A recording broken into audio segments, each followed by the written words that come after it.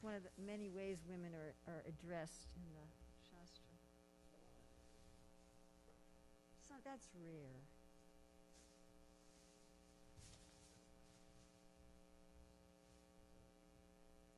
I don't think so.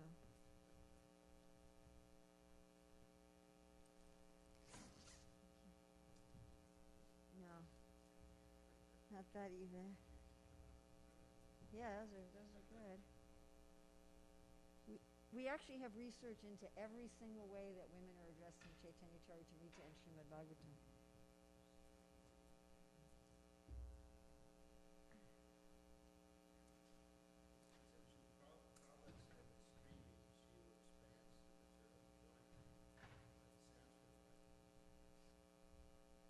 Yeah, I've heard that.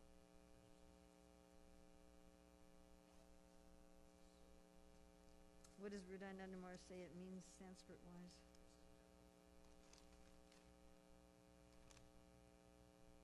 What it must mean something. So it doesn't have any particular meaning. Oops. Oh, I see. Thank you. Well, like it's interesting, I was just reading about Apavarga. And it's really, Prabhupada's taking the letters of Pavarga and using them like they're an acronym. Like ISKCON, So that each of the, but those are just letters. Those are just Sanskrit letters. All the Sanskrit letters have the vowel associated with them. Yes, but it's still interesting that, they're defining that word as an acronym.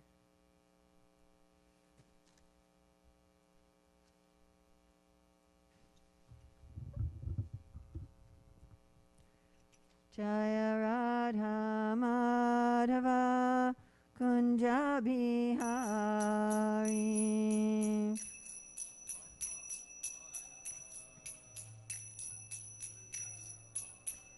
Jaya Radha Madhava Kunja Bihari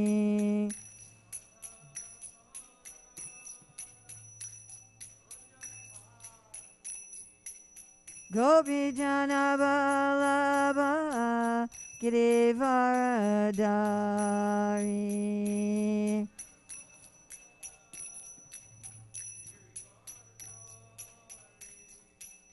Gopi Jana Vallabha Girivaradari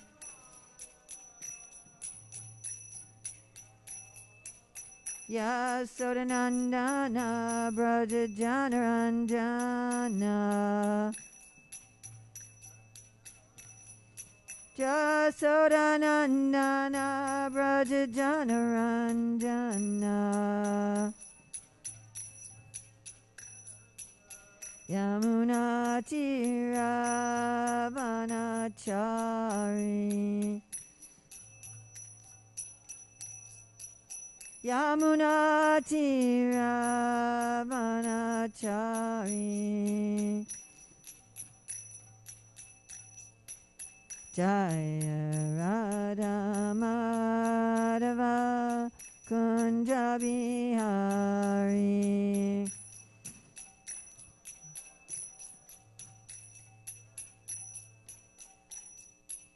Gopi Jana Vallabha Girivaradari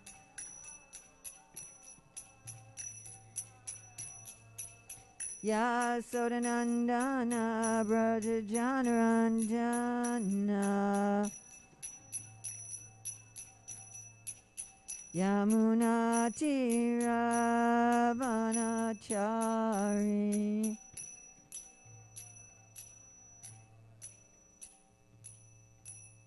Jayam Vishnupad Paramahamsa Parivrajagacharya Asatara Satyashri Srimad His Divine Grace A.C. Bhaktivedanta Swami Maharaj Prabhupada Ki Jai ISKCON Founder Acharya Srila Prabhupada Ki Jai Anantakoti Vaishnava Vrinda Ki Jai Namacharya Srila Haridas Thakur Ki Jai Prem Shri Gaho Shri Krishna Chaitanya Prabhu Nityananda Shri Advaita Gadadhar Shri Vasadi Gaur Bhaktivinoda Ki Jai Shri Shri Radha Krishna Gogopinath Shai Mukunda Radha Kunda Giri Govardhana Ki Jai, Vrindavan Dhama Ki Jai, Mathura Dhama Ki Jai, Navadvip Mayapur Dhama Ki Jai, Jagannath Puri Dhama Ki Jai, Gangamaya Jamuna Devi Ki Jai, Bhakti Devi Ki Jai, Tulsi Maharani Ki Jai, Samaveta Bhaktivinoda Ki Jai, Gaur Premanande.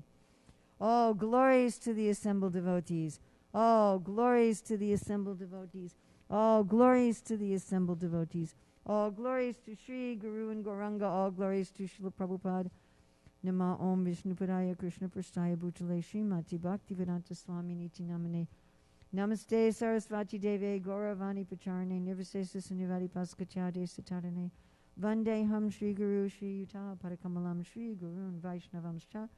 Shri Rupam Sagrajatam Sahagana Raganatam Vitam Sam Sajivam Sadvoitam Sadvadutam Parijana Sahita Krishna Chaitanya Devam Shri Radha Krishna Padam Sahagana Lalita Shri Vishakam Vitamscha Panchakapati Vishaki Vasindriya Vitapati Tanam Pavanavya Vaishnava.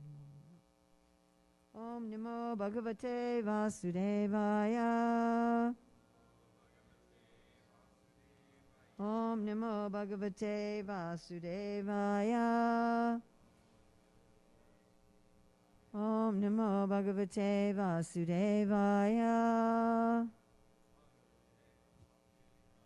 December 6, 2020 in Hillsborough, North Carolina. Reading from Srimad Bhagavatam, Canto 10, Chapter 22, which is about the Katyani Vrat, text 17. Tato jala sayat sarva Darika shita vepitaha Pani byam yoni machadya Protaru shita karshitaha.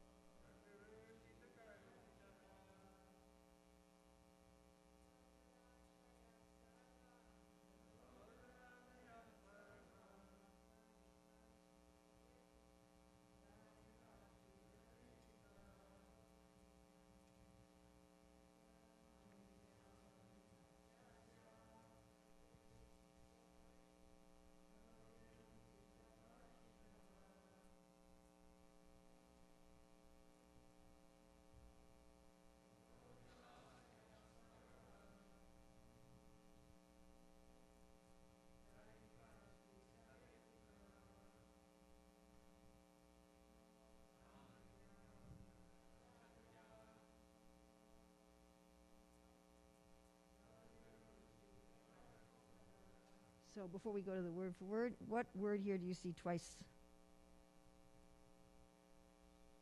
Shita. Anybody know what Shita means? It's not Sita. Shita. Okay, it's a very, very well-known verse from the Bhagavad Gita. Matras. Yes. Cold. Okay. Tataha. Then. Jala ashayat, out of the water. Sarvaha, all. Darikaha, the young girls. Shita vepitaha. By the way, if you don't have a long line over the A, it would be aha. When you have a long line over the A, it's aha, and that's indicative that you're dealing with a plural. Shita vepitaha. Shivering from the cold. Panibhyam, with their hands. Yonim, their pubic area. Achadya, covering. Proturahu, they came up. Shita karshitaha, pained by the cold. Anyone know another Bhagavad Gita verse about karshita, about pain or struggling?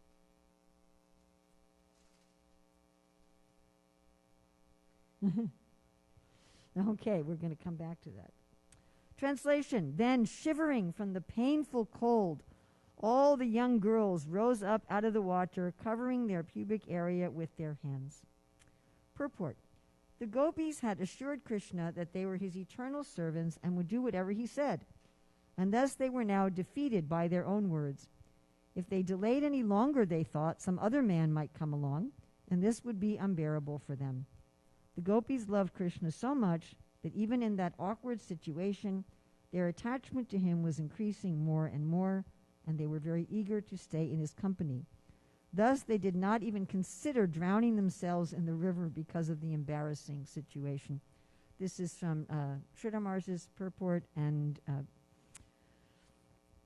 Vishwanath Chakravarti Thakur's purport. So I'll read the verse again. Tato jalashrayat sarva darikaha shitave pitaha panibhyam yoni atshadya protaru shitakarshitaha. Then shivering from the painful cold, all the young girls rose up out of the water, covering their pubic area with their hands. Oh, I missed a paragraph? Oh, goodness. Did I miss it? Oh, sorry. Rest of the purport. They concluded that they could do nothing but go forward to their beloved Krishna, putting aside their embarrassment. Thus the it's actually really hard for me to read with a mask on because I have progressive glasses, and I'm using the bottom part of my glasses to read, and it's really annoying. They concluded that they could do nothing but go forward to their beloved Krishna, putting aside their embarrassment. Thus the gopis assured each other that there was no alternative and rose up out of the water to meet him. And as I said, that's all from Sridhar Maharaj and Vishwanath Chakravarti Thakur. And then Sanatana Goswami and Jiva Goswami have practically the same commentary. I'm going to read Sanatana Goswami's. Seeing his insistence, tata, they rose from the water. Though they were shivering from the cold, they covered their private parts with their hands. Thus the shivering was actually a sattvika bhava arising from prema. They rose from the water because they were weakened by the cold. Shita karshitaha. So I wanted to talk about the very unusual situation that these gopis, who are all prema bhaktas, they're all not only pure devotees, but they're the highest level of pure devotees, just like we read about in Nectar of Instruction, text 10. Right? You have the fruitive workers, you have the jnanis, you have the jnanis who are liberated, the devotees in prema, and then you have the gopis. So these gopis are not even ordinary prema bhaktas. When Krishna returns to Ras Leela and he explains why he was absent, he says, according to the Acharya's commentaries, you're not even ordinary prema devotees. You're above that. Your love for me cannot be increased or decreased in any way. And yet they seem to be suffering from the cold. Twice it says here, cold, and karshitaha means struggling. So why would the gopis be struggling from the cold? Just even a liberated person does not struggle from cold. Right? So, I mean, many of us know this verse in Bhagavad Gita 2:14. Matras, we can say together. Matras bars. Plastukanteya sitosna sukadukada agama payano nitjastam statikshas vabharata. Translation? You know it as a song?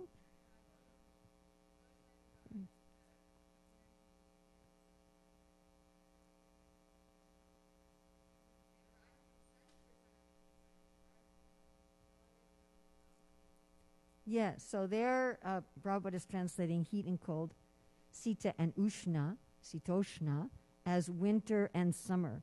And they arise from what? Sense perception. They arise from sense perception, from a sense of touch. Yes? Our skin touches cold and heat and therefore feels happiness and distress. At this time of year, the cold is distressing and the heat is pleasing. And in July, the cold will be pleasing and the heat will be distressing. Yes, all from touch. And it's very interesting if we look about touch. So in 522, Krishna says, Samsparshaja yoga dukkha yonaya evate. Yonaya, we have the word yoni in today's verse. Yoni is the female reproductive system. Dukkha yoniya. The birth is given to misery. Misery is born. How is misery born? Some sparsha. Ja means birth also. Sparsha, touch. The happiness, boga, the happiness that's born from touch, brings misery. Yes, we all have experience. Yes? That happiness from the touch of our senses with their objects brings misery. First of all, they bring misery beforehand, all the work we have to do in order to enjoy those things. You want to go to a concert so your ears can touch the sound, so you have to earn the money for the concert. You have to buy the ticket. You have to do so much trouble. You have to go there, and then afterwards maybe your hearing is affected because the noise was too loud, right, or something like that. So there's some, it's a misery sandwich. You know, you have your misery that you have to pay for the thing in advance, then you enjoy the thing, and then you have to pay for the thing afterwards. And if we enjoy sinful things, then we really have to pay for them afterwards. So they just give birth to misery, and Krishna also says they give birth to misery because they have a beginning and an end. Yes? Like yesterday, I wished a happy birthday to a friend of mine who's no longer talking to me. And so that was also misery. Right? You have some friendship, you have some affection for someone, and then they don't like you anymore. The happiness has a beginning and an end. So even if you say, well, I'm just enjoying happiness, I'm not having any misery, it comes to an end. Yes, the pizza comes to an end, the friendship comes to an end, the car comes to an end, your favorite shoes come to an end, the music comes to an end, you know, it ends. And ultimately we have to leave. So that's simply the source of misery. But then Krishna talks about happiness by touch in 628. Sukhena Brahma samsparsham atyantam sukham asnute. When we touch Brahman, when we touch God, then we feel happiness. And we feel not only happiness, but we feel unlimited happiness. So what's going on with these gopis? It appears that they're touching the cold. It appears that their naked bodies in the water are touching the cold, and therefore they're experiencing unhappiness, just like any other materialistic person. And they're karshita, they're even struggling. But how can that be possible when they are the highest level of prema bhaktas? And even an ordinary liberated muni and jnani and yogi doesn't feel affected by the happiness and distress of touch. Right? Even the dhyan yogi, Krishna is mentioning in the 6th chapter of Bhagavad Gita, is experiencing the happiness of touch with God. That's just the dhyan yogi. There's not even a bhakta. But to speak of a prema bhakta, and 2nd chapter of Bhagavad Gita, can you get any more basic than the 2nd chapter of the Bhagavad Gita? The beginning of the beginning. Don't worry about this sitoshna. Right? And Krishna says other places in the Bhagavad Gita, also in 6, 7, and 12, 18, 19, to be detached from this heat and cold, happiness and distress, honor and dishonor, fame and infamy. And he always mentions heat and cold. It's a recurring theme, and we find, like when people practice yoga in the Bhagavatam, that they practice becoming detached from heat and cold, isn't it? Right? What do they do to practice becoming detached from heat and cold? Yes. They surround themselves by fire in the summer, and they go into ice-cold water in the winter. There's one guy, I don't remember his name at all, who has actually practiced this, especially with cold. He goes, okay. How do you say his name? Winhofer. Yeah, and he climbs mountains with just like shorts and shoes. And he teaches people how to do this. He has a system that can teach you how to tolerate cold. I remember reading about this one woman who was a champion swimmer in near freezing water. She once swam from a boat to the Antarctica, like many miles. And she swam, I think, between the North and South Island of New Zealand. And she would practice by, sleeping with just like a T-shirt and shorts with the windows open in the middle of the winter and immersing herself in freezing cold water. I was thinking she's just going to take birth as a seal or a walrus or whatever they are in Antarctica, penguin or whatever the creatures are that live in Antarctica that can handle the cold. The humpback whales that go up to Alaska right now. So there are people who practice this, and they learn how to control the mind so that not only do they not feel inconvenienced by the heat or the cold, but their bodies aren't even affected. This guy is climbing mountains in his underwear, and this lady is swimming to Antarctica, and it's not that they get hypothermia or something like that. They're frostbite. They're not affected by this. So why are these gopis affected? What are we talking about here? And therefore, Jiva Goswami and Sanatana Goswami says, no, it's not like that.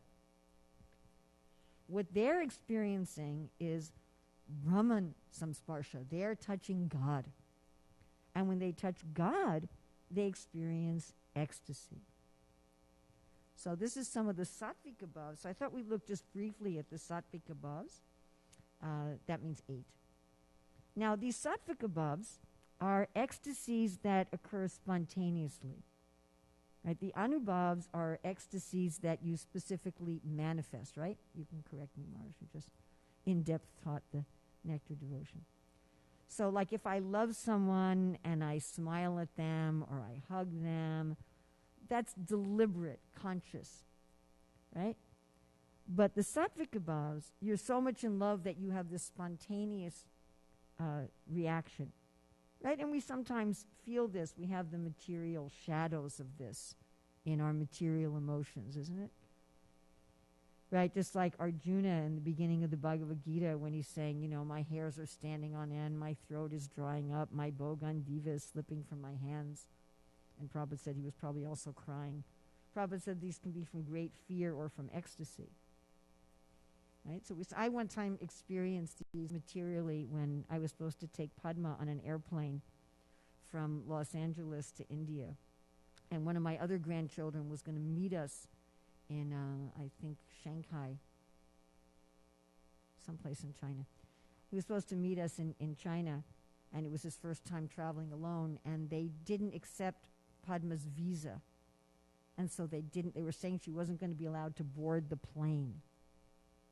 And I had to decide, do I get on the plane without Padma to meet my other grandchild in China, or do I stay with Padma and leave my other grandchild alone? Which grandchild do I take care of? And I was trying to call people in India. Nobody would answer the phone. It was midnight there, and trying to call Champakan Mayapur. They wouldn't answer the phone. I was trying to call other people in Mayapur down. They wouldn't answer the phone. I was trying to call embassies. Nobody would help me. It was just, and they're closing the check-in gate. And so my throat started drying up. I couldn't, hold anything. I was experiencing these I thought, oh, this is what Arjuna was feeling like. I was like, my whole body was just by the way, they did end up letting us get on the plane. But all is well that ends well. I'll tell you the end of the story because it was really Krishna. So even though we got on the plane, we weren't sure whether or not they would accept her visa when we got to India, that they could have told us we couldn't come in. She had a student visa, and you couldn't see the stamp, and it was, anyway. When we actually got to Delhi, there was no line. It was just myself, Padma, my other grandson, Chakra. And there were these 2 guys at the immigration, and they saw us, and they said, "Are you Hare Krishnas?" And we were like, "Yeah." They said, "Are you vegetarians?" And Padma Chakra said, "Yes, we've been vegetarians our whole life." They never looked at the passports. They just opened them. They were just looking at us and talking and laughing. And, oh, it's wonderful. It's wonderful. They just opened up the passports and just stamped them without even... I was just, thank you, Krishna. But anyway, that was material thing. I was feeling fear. I was feeling anxiety. What am I going to do? And the kids were just 14, by the way. Like, ah. So one can experience some shadows of these sattvika bhavas through the material emotions, but they're not pleasant. Believe me, when I was experiencing that, it was highly unpleasant. You know, it was something that I certainly did not enjoy it. But the sattvika bhavas are all kinds of bhavas. They're all kinds of ecstasies. So we have being stunned. So this is, you can't talk, you can't move, you think the world is void, you're feeling great separation, right? Sunyaitam jagat sarvam govinda virahinam. And this was exemplified by Devaki when Krishna was in the wrestling arena. And she thought maybe he's going to be killed by these wrestlers. You know, fine. Just think about Devaki. You know, she has to wait all these years for Krishna to appear as her child. Meanwhile, her children are all being murdered by her cousin brother. She's in prison. Finally, Krishna appears, and then she's so afraid that he's going to get hurt. And then he leaves. She gets to feed him like one time, and then he leaves. And then she gets to hear some news from Vrindavan, but she doesn't get to see him grow up at all, and she can't tell anyone that he's her son. She can't share anything about him except with her husband. And he finally then comes back to Mathura. She's finally going to get to be with Krishna, and there he is in the wrestling arena, maybe going to be murdered. So she gets completely stunned. Then perspiring. So Garuda, when he was watching Indra flooding Vrindavan in the Govardhan Leela, he started perspiring because he was so angry at Indra. And he just wanted to, like, beat him up. But he was thinking Krishna wouldn't like that. And then a really funny one about perspiring is Raktak. So Raktak is Krishna's what? Servant. So he's in Vrindavan. So he's on the platform of spontaneous love, but still as a servant, there's a little bit of formality. Yeah? A little bit of formality. Right? So Raktak sees Abhimanyu, Radharani's so-called husband, and he starts rebuking him. He starts criticizing him. I don't know exactly what he was saying. You know, like, why are you accusing your wife of being unchaste or something? You know, he's really giving him a hard time. And then what does he realize? It's Krishna dressed up as Abhimanyu, and the person that he has been criticizing and rebuking is his master. Right? Imagine any of you who are Maharaj's disciples. If you thought he was someone else and you started yelling at him and insulting him and correcting him and like, oh no, it was my spiritual master. You know, so he just starts perspiring like anything. What am I going to do? And standing up of the hairs on end. So one example is Sridhama. So the cowherd boys would engage in mock fighting. And one time when they were engaging in mock fighting, Krishna blew his horn. You know, sometimes when there's a fighting, just like the beginning of the Battle of Kurukshetra, everybody was blowing their conch shells, right? And bugles. So, you know, we're going to fight. And Sridhama, all of his hairs stood on end. Then the voice faltering. So one example here is the gopis when they come for ras dancing with Krishna. So this is also a fascinating story because these gopis, like Krishna Priya mentioned yesterday, many of them are sadhana siddhas. So many of them came from Ram Leela. They were the sages in Ram Leela. They were attracted to Ram, and Ram's like, sorry, this life I have Ekapatni Vrat. I'm only taking one wife. And so you'll have to wait for my next incarnation as Krishna. How long of a wait is that? Several million years. Let's imagine that. Imagine when you get initiated, you're told, you will reach Krishna's association in several million years. So they had to wait several million years. And there's the personified Vedas. They see Krishna's pastimes, they want to enter, but they have to wait for the next creation. Or wherever the next, whenever the personified Vedas get switched off to the new ones. Before they can, so it's also millions and millions and millions of years. And of course there's other sadhana siddha gopis, people like ourselves who become perfect as gopis to enter into Ras Leela. So then the gopis take birth in Vraja, and they're like, oh, Krishna. Even when they're very young, like here, right? They're saying, Krishna, we want you as our husband. They're doing this Katyayani Vrat. And what is Krishna going to say at the end of here? At the end of this pastime? Next year. Later. Wait. Later. How long have they already waited? Millions and millions and millions and millions and millions and millions and millions and millions and millions of years. You know, we have some devotees in ISKCON that wait like 15 years to get initiated. Imagine waiting millions of years. So finally, Krishna plays his flute. Finally. And each gopi hears their own name in the flute. And they leave. And they don't care about anything. They leave the chapatis on the stove. For those of you who cook chapatis know what that means. They leave their babies crying. They leave the milk on the stove. For those of you who boiled milk, you know what that means. They just leave. I one time left milk on the stove to help a devotee in a crisis. Totally forgot about it. Guess what happened when I came back to my room? Woohoo! Took me a month to clean that pot. They just left the milk. They left the chapatis. They left their crying babies. They didn't care. Their husbands, their brothers, their fathers were all saying, where are you going in the middle of the night? They just left. And they go in the forest. So I like to take a japa walk down this road. In the warmer weather, I'll do it early in the morning in the dark forest. The forest is dark. To go into a dark forest. And there were tigers then in Vrindavan. You know, these girls are what, like 12, 13, 14 years old. And going into a dark forest, maybe 8 years old, whatever. They were young. Go into a dark forest. And they finally go there. And what does Krishna say to them? Go home. He didn't say wait even. He doesn't even say wait. After the Vastraharan Leela, he says wait. But when they go to the forest, he doesn't say wait. He says go home. Just go home. Be a good wife and mother. That's what he tells them. So they can't talk. Their voice starts falling. They can't. They don't know what to say. What do you say to that? It's like, you called us. We waited for millions and millions and millions and millions, and you kept saying later, later, later, later, later, later.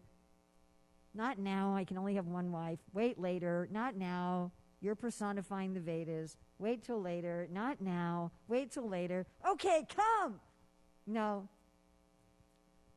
And they couldn't speak. So their voices were faltering. Then trembling is, of course, today's verse, where the gopis are trembling and shivering. And they're not really shivering from the cold. They're shivering with so much excitement and so much thrill and so much happiness that Krishna's asking them to come out of the water without their clothes. So they have some embarrassment about this, of course, which is also very pleasing to Krishna, by the way. He's enjoying their embarrassment. Gentlemen like shy women. So he's enjoying their embarrassment, but they're also, they're just thrilled. And then body changing color. So the Vrindavan residents in separation from Krishna, sometimes their whole body changes color. And then tears. Actually, Prabhupada said we should learn this small technique of crying for Krishna. Yeah, so when Rukmini was talking to Krishna and he was telling her, you know, it's not too late. We already have grandchildren, but it's not too late. You can still go marry Shishupal.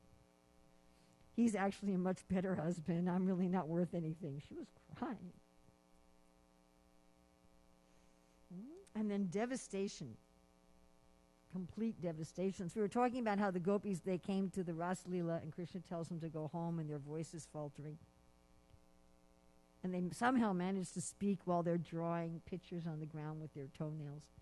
And they reveal their eagerness for Krishna, which is usually in their shyness, they act like they're not eager for Krishna. But in this case, they reveal their eagerness for Krishna. And he accepts them, and they're laughing and joking and hugging and walking on the bank of the Yamuna. And then Krishna vanishes. He vanishes. Imagine waiting millions of years for a date with someone, and you come to meet them, and they tell you to go home, and you argue with them, and they finally say you can stay. And then you're going to drink your water and you turn around and they're gone. They're just gone. And you look all over the restaurant and they're just gone. Anybody see where they're gone? Have you seen? Where did my drink go? And he was just gone. And they looked everywhere and they sang songs and they got so maddened in love they actually thought they were Krishna. Right? And they were reenacting the pastimes. And then they thought, we're not going to keep looking. If we keep looking, he'll keep running. And if he runs, he'll hurt his feet in the dark. So let's just sit and sing. And they sing. And then Krishna shows up again. Hi. Huh? And then they go into devastation. They experience complete devastation that he's back. And Rupa Goswami says that these sattvika bhavas can appear at 3 levels: smoky, blazing, and shining, depending on the intensity. And they can occur just 1 or 2 or all of them, and he relates them to the earth, water, fire, air, ether, right? Yes, I don't remember that. But the material elements, which one of them are affected. So this is actually what the gopis are experiencing. And devotees want to experience these ecstasies. What's this Shikshastika verse?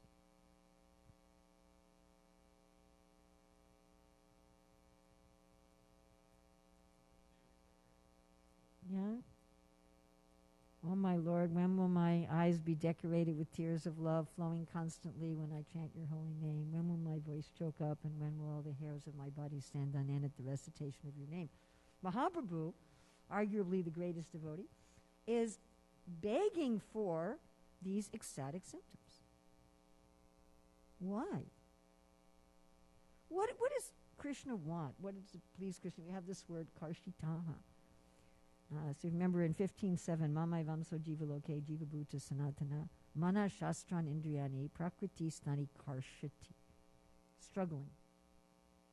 Does Krishna want us to be struggling in this material world? No. We all have people we love. Do we want them to be struggling? Anybody want someone you love to be struggling? No. We want the people we love to be happy. Yes? And if we can be the cause of their happiness, then that's even better. If the people I love are happy, that makes me happy. And if I've contributed to their happiness, then that makes me even happier. So Krishna isn't pleased that we're struggling with the mind and the senses. It's not something he wants us to be doing. He feels compassionate for that, and he's trying to help us. Krishna wants us to be happy, and he'd like himself to be the cause of our happiness. So when by seeing Krishna, by touching Krishna, by hearing Krishna, by tasting Krishna, we start exhibiting signs of happiness, and we start exhibiting signs of happiness that are spontaneous. It makes him very happy. That's really the only gift we can offer him. I know Krishna says, Patram Pushpam Palam Twayam Yome Bhakta Prayatati, but really, it's already Krishna's flower. It's really already Krishna's flower. Right? The mother cooks, she gives the child some food, and the child gives it back to the mother. That's sweet. You know, my father earned money. He gave me an allowance. I used it to buy him a tie on his birthday. I always bought him a tie. I don't know why. I always bought him a tie.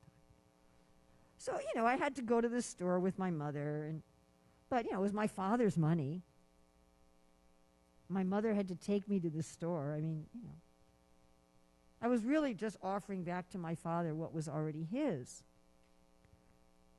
But what can I give Krishna that's mine? As Prabhupada writes in the purport in Bhagavad Gita, I forget which verse. One should know what is one's own and what is not one's own. What's mine? My love, my free will, that's mine. That's actually mine. And when I express that love in happiness, oh, Krishna, I'm so happy to see you. Krishna becomes pleased. Oh, my part and parcel is pleased. So this karshita is not this struggle with the senses and the mind. It's not the struggle with heat and cold due to a touch sensation.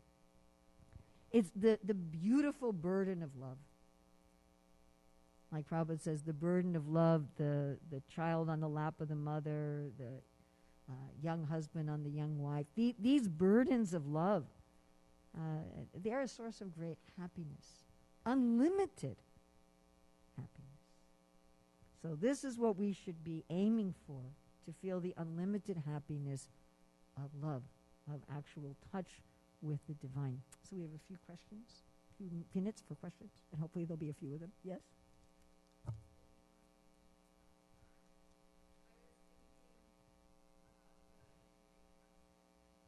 Mm.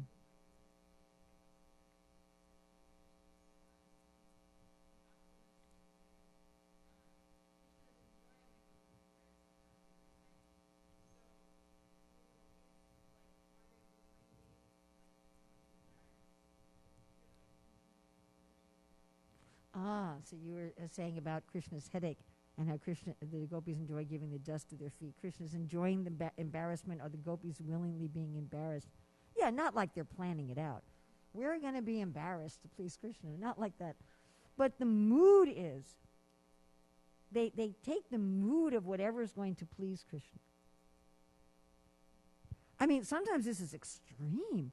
Like Bhishma, who likes to fight with Krishna, and Krishna likes to fight with him, he has to get on the wrong side.